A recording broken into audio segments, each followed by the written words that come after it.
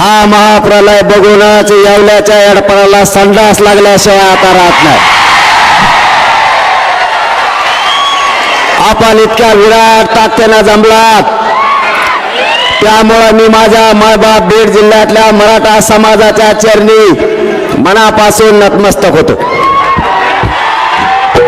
मुंगीलाही मध्ये शिरता येणार नाही अशी अफाट मराठ्यांनी एकजूट दाखवली.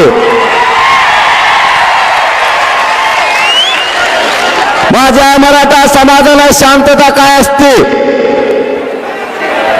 हे पुन्हा एकदा सिद्ध केलं.